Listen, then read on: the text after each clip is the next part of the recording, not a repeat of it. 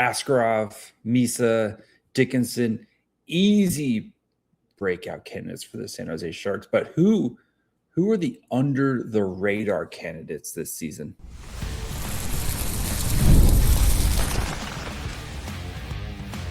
You're Locked On Sharks, your daily podcast on the San Jose Sharks, part of the Locked On Podcast Network, your team every day.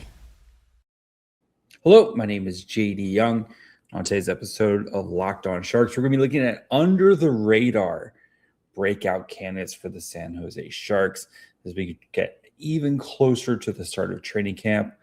We're going to talk about Michael Kesselring, who might be more of a bounce back candidate, but could establish himself as a top 4 defenseman for the San Jose Sharks. We'll talk about Igor Chernyshhov's opportunity here to become the power forward that the Sharks are desperately looking for on the top line. But first, we're going to start with Luca Cagnoni, why I think he is primed for a massive breakout season. So as I was kind of thinking about this and kind of putting this episode together, I wanted to focus on players who could potentially break out. What does that mean to break out, right? These are players who are, I think for 2 of these players who would be kind of establishing themselves as full-time NHL players, and not only like establishing themselves, but like impactful NHL players, right? And I looked, kind of thinking about this process of, you need an opportunity, right? And you need to have some sort of skill that the Sharks currently don't have. And I think that all 3 of these players, but especially Luca Cagnoni, has that nice combination of a huge opportunity as well as skills that the Sharks just don't currently have on their roster. So let's start with Cagnoni, right? Luca Cagnoni, who, of course, has spent the last 2 seasons in the AHL playing with the San Jose Sharks or AHL organization with the Barracuda here, and has put together 2 extremely good seasons with the Barracuda, right? Rookie season came in like gangbusters and just absolutely lit up the scoreboard. He had 52 points in 64 games, including 16 goals. And last season, the production took a little bit of a dip. And a lot of that was because of just he didn't score as much on the power play.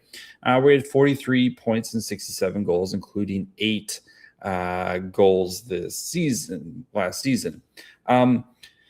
But Cagnoni, who is a player that's very much going to should have a big time opportunity, because look at what the Sharks did this offseason in their attempt to fix this blue line, right? They go get Darnell Nurse.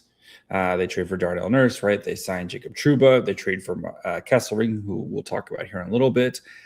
None of those guys really have the same skill set as Luca Cagnoni does, right? Cagnoni, who is a smaller player, yes, but an elite skating, puck-moving defenseman who can run the power play. And he's been extremely successful running the power play in the AHL. 2 years ago, the Barracuda had the best power play in the entire league. Last year, they unfortunately fell to the 2nd best power play in the entire league, despite losing Andrew Podorowski, who was the MVP of the AHL in his 1 season with the Barracuda before he decided to head over to Russia and greener pastures over there. So for Cagnoni, he's a player who's been able to be successful in the AHL. And yes, I know, different competition and stuff, but that's, as close as you're going to get to the NHL right now. And he's been borderline dominant down there at times. And it's been a huge reason why the Barracuda have been such a good team during his time during his time in the AHL. And especially, again, on the power play where, despite, right, I think the impressive thing is how the power play continues to be good despite a lot of personnel changing, right?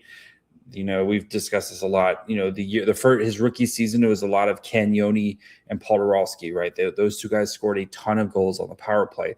Last season with the Barracuda, it was a much more diverse group of players who were scoring on the Barracuda. It wasn't just like one player kind of doing all the work there, like we saw from Podorowski. This was a much more kind of diverse effort, and continued again. You literally lost the MVP of the league, and your power play was still extremely good.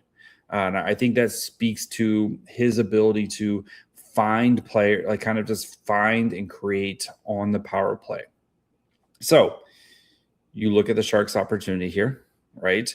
Where they have they have that hole, and that power play unit is going to be, look much different than what it did last year, where, right, it was John Klingberg. We also saw Dmitry Orlov. Klingberg, of course, is gone. Orlov is, still here, but should not be a power play option with some of the either additions as well as internal growth of guys like Sam Dickinson. But Cagnoni is going to be given this golden opportunity should be the power play quarterback going into the season, right? And you're going to have a power play that you're going to run with Macklin Celebrini, who last I checked put up 115 points, which is the franchise record. You have Will Smith, who is well on his way to a 30-goal season last year before he hurts his shoulder. Michael Misa, Stenberg, if Toffoli bounces back, you think about, Wenberg, who was great on the power play as well. Colin Graff, there is Mason Marchment, there's plenty of options to kind of stack and put this, power play one unit together. And Cagnoni, right, who has shown that I can make a power play work if it's me and one really awesome guy like Andrew Podorowski. And I think it's fair to say that Macklin Celebrini is probably better than Andrew Podorowski. I think it's pretty fair to say. But if we need to run just like a two-man power play unit, we can do that because I've been able to do that and we've been very successful. Or if we have a diverse group of people like we did last year with the Barracuda, right? This Barracuda team last year had 7 players who scored at least 5 goals on the power play. Wallstrom, White, Musty, Halton, and Beasted, Karlsson, and Huntington. There's plenty of guys who is on the power play who could score.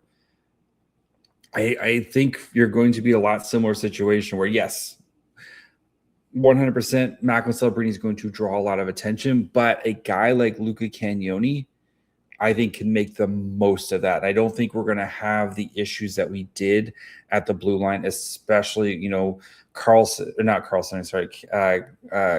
where the puck felt like it just kind of stopped every time it came to him, or Orlov, who was, more of a pass first point guard up there and didn't have the shooting threat. I think Cagnoni brings the best of both worlds here. So what does a breakout look like for Cagnoni? I think, one, if the power play makes big strides this year, and a lot of it's to Cagnoni, but if Cagnoni plays, a full season, we'll just say 75 games for the sake of injuries or whatever else, right? We'll just say 75 games.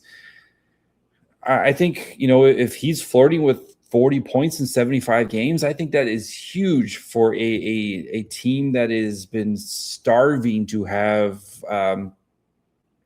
a consistent point producer on the blue line since Erik Karlsson, right? I think that would be a massive jump, right? Is power play is an upper tier power play. We'll just say kind of top 12-ish. And Cagnoni's putting up 40-ish, 45 points this season. I think it's a breakout for Luca Cagnoni. So we're going to talk about Igor Chernyshov and how his path may not be as clear, but he has a skill set that the Sharks are desperately looking for. So we'll get to that in just 1 second.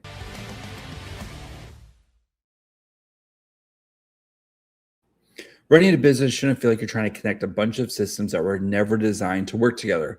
One app for accounting, another for inventory, another for sales, and somehow none of them talk to each other. That's where Odoo comes in. Odoo is an all-in-one business management software that brings every part of your business together in one powerful platform.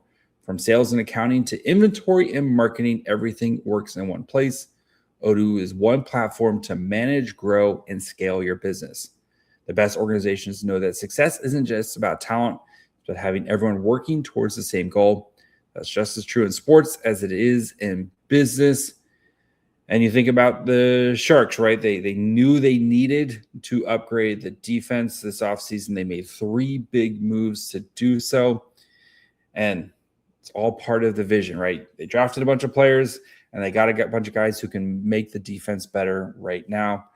They have a vision. They're going to stick to it. And now you hopefully start to see the results as everyone's working on the same playbook. Great organizations win because operations matter, and that's why you should get Odoo. Odoo is one platform to manage, grow, and scale your business. Try for free today at odoo.com/lockedon. It's odoo.com/lockedon.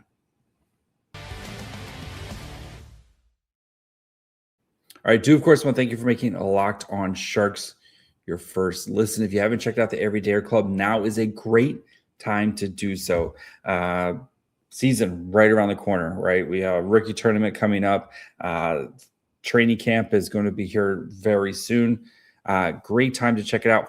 $5 a month, $5. You get ad-free audio episodes of every episode of Locked On Sharks. You'll also get a bonus episode every week during the season as well. We can cover stuff that we just don't get a chance to talk about on the podcast here.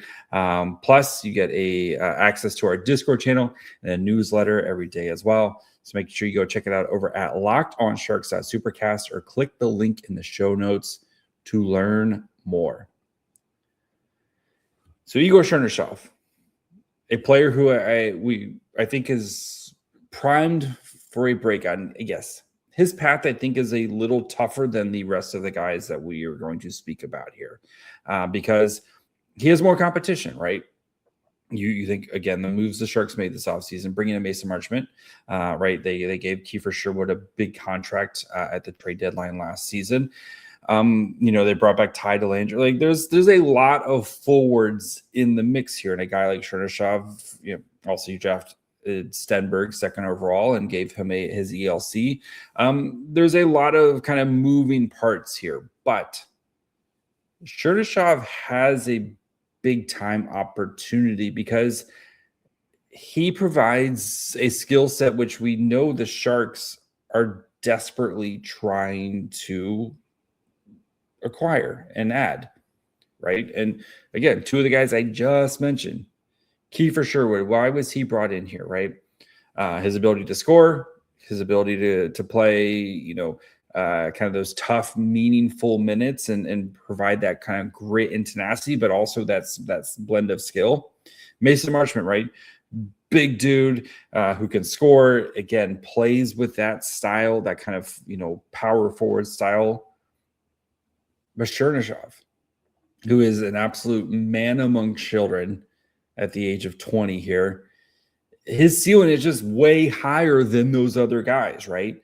And Chernyshov, who we've seen flashes of it last year. And he has an opportunity to fill that role that the Sharks have been looking for, to play alongside Celebrini and Smith, right? That kind of bigger body who can keep up with their pace, right? And that's something that the Sharks talked about for Chernyshov going into this offseason is, right, they wanted his conditioning to be up just a little bit more so he can play with pace and keep up with Celebrini through an 84-game season. But the size, the skill, his ability to read off of those high-end players, which we saw him do at Saginaw with Michael Misa, he's just has the ceiling / potential that those other guys just don't have, right? And especially the speed that some of those other guys just don't quite have. So His is much harder, right? Because we're going to talk about it here as we start to kind of over the next couple of weeks here to kind of get ready for training camp. But that top six, I mean, other than like it's Celebrini, Smith, and then you can kind of just throw a bunch of names in a hat and pull them out, and you could probably put together like a pretty reasonable top six for San Jose. So there is a lot of question marks and competition for Chernyshov. But again, the opportunity is there, right? Nobody's other than Smith and Celebrini, nobody's penciled into a role. The skill set is there, right? And we saw how he played in the AHL in his time there. And we saw when he got to the NHL, he was even better in the NHL than he was in the AHL. And maybe that was a combination of playing with a guy like Celebrini.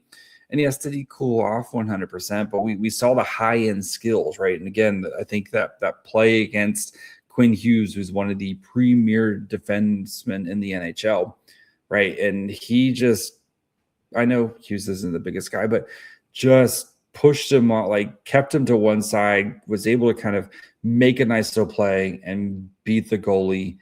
Like that play just constantly like sticks in my mind, right? And that's that speed of his, right, where it just kind of gets it, is able to weave through a bunch of guys and then gets the puck into the offensive zone and creates stuff, and that goes to the net. That no fear combined with that speed and that tenacity. There's just not another guy on the Sharks roster who can do everything that Chernyshov can do to the level he can do it, right? Sherwood can definitely do it. We saw, right? The Sharks wanted Sherwood to play with Celebrini and Smith. It just didn't work. And maybe adding Mason Marchment, maybe that makes it harder for Chernyshov to crack the roster out of training camp, and maybe he has to spend some time in the AHL. But even if he does, it's not going to be long. He is too good to be playing down there. And at some point, they're going to give him an opportunity. And I think once he gets that opportunity, he's not going back. And again, if it's as soon as opening night, Chernyshov, you put him with Celebrini and you just let those guys kind of, figure things out, awesome. If he has to spend some time down to AHL, he's going to be tearing down the door to get back in the NHL, because I just think he's that good. So what does a Chernyshov breakout look like? I mean, if he plays the full season with Celebrini and Smith, are we looking at 25 goals? Like, I mean, he had 9 last year and less than 30 games. I mean, 25, 30 goals, I don't think it's out of the realm of possibility if he is getting those primo opportunities to play with Celebrini and Smith at 5-on-5. And then if he gets into if he's playing on the power play with them, like there's like a legitimate 30 goals out of Chernyshov in his, first full season in the NHL. So I think he's a guy who has every opportunity in the world to do it, because I just think, like I said, I think he does a lot of stuff that these other players on the team just don't quite do to the same level, and has that combination of, again, the grit and, the skill and the speed and the Chernyshov package here. Like, he has everything you want in a modern power forward. So we're going to jump back to the blue line to talk about Michael Kesselring and why it might be more of a bounce back than a breakout. But I think it's happening because, again, opportunity is easily there for Kesselring. So we'll get to that in just 1 second.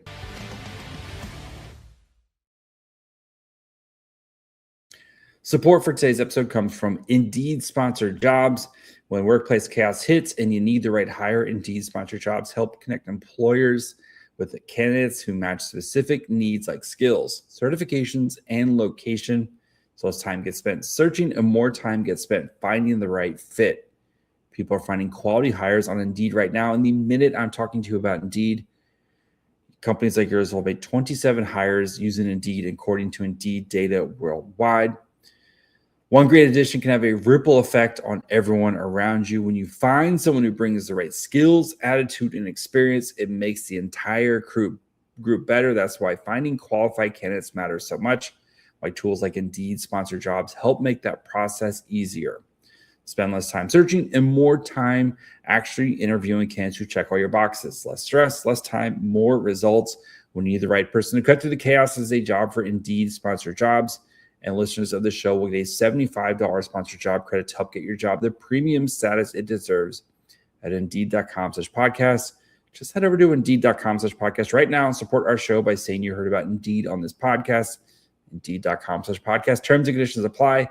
Need to hire is a job for Indeed sponsored jobs.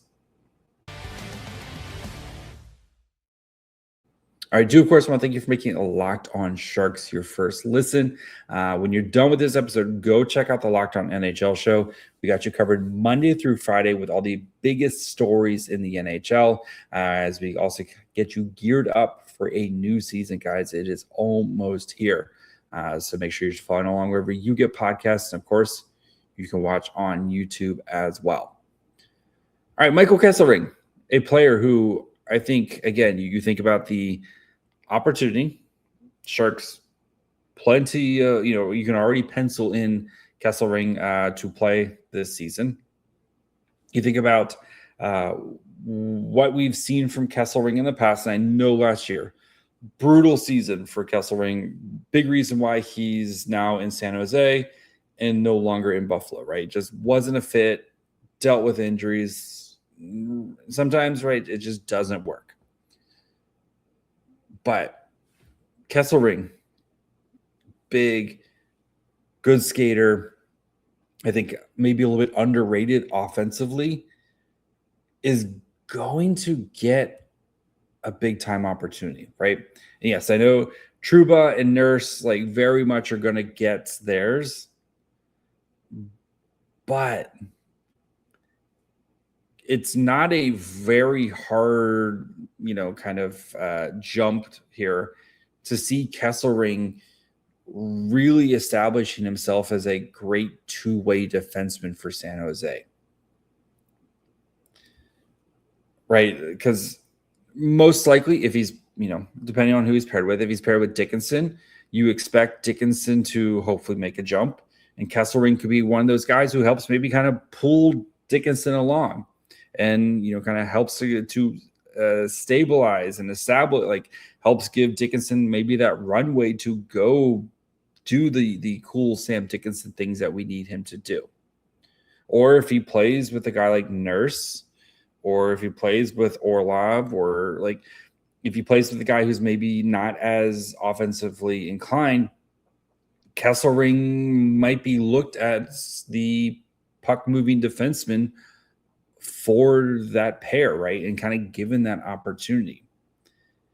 And that's huge, right? Is that guy who can cause those breakouts, who can lead, get the transition going, who can put Celebrini and Smith and Misa and Stenberg in positions to succeed because they're not spending so much time in the defensive zone, right? That's going to be a big theme for the season is can the Sharks just be better at their breakouts, and can the Sharks get going in the offensive zone more, right? And not spend so much time in their offensive zone or in their own defensive zone there. And Kesselring is going to be, I think, a big part of that. I think another thing that could easily lead to it is just he's going to be healthy, right? He talked about when after the Sharks traded for him of, just how brutal last season was, where, right, he gets in, he gets hurt right away. He tries to play through it. It makes things worse. And then he's worried about losing his job, especially as the Sabres, right, added to, like, you have three big defensemen on the Sabres between Powers, Dahlian, and Bowen Byram. And then the Sabres added more pieces at the trade deadline. So, like, for a guy who dealt with injuries and then you have more competition, it just wasn't really kind of able to get his footing. Now, like, there's no competition. He knows exactly, he knows he's going to be an every night player for the Sharks as long as he is healthy. And yes, I know he's struggled with some injuries throughout his career, but this could be a massive breakout, bounce back, however you want to kind of put it, for for San Jose. But this could be, if we see anything like we saw the guy from his Utah days, this could be a steal for San Jose, for a team that moved down 9 spots in the first round of the draft to get a guy who's, if everything goes right, might be one of your best defensemen at the end of the season, and is signed to a really nice contract and is only 26, right? This could be like an easy breakout candidate right here, under the radar breakout candidate for San Jose, because you like big right-handed defensemen who can move the puck. They're really hard to find. And you move down 9 spots to take a guy who the Sabres were glad to move off of him.